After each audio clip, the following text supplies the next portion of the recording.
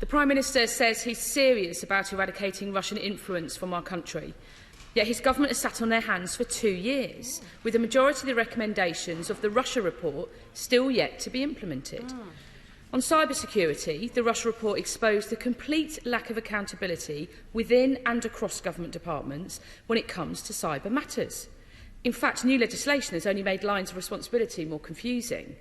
We are vulnerable. The National Cybersecurity Centre has managed an unprecedented 777 cyber incidents over the last 12 months, up from 723 the previous year, with 40% aimed at the public sector. So either the government isn't taking the Russian cyber threat seriously, or the Minister doesn't have control of his own department. Which is it? Well, I think, Mr Speaker, firstly, there is a lot of consensus across the House on the need for us to have a whole-of-society approach on cyber.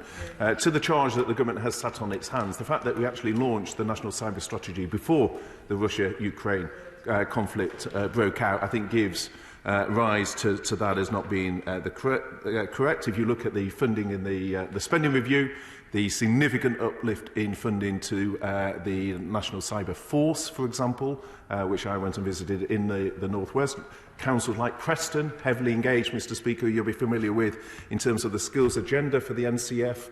So a huge amount of work has been done on that. In terms of the wider charge from the opposition bench of the government sitting on its hands, I think one only needs to look at what President Zelensky has said about the Prime Minister's response, the military support, the sanctions support, the bilateral aid, where the UK has been a leader, the work to ramp up our response on refugees. And if the opposition bench isn't happy with what President Zelensky has said, then look at what the Russian government itself has said in terms of the way that the Prime Minister has been at the front of the pack in ensuring a united Western response.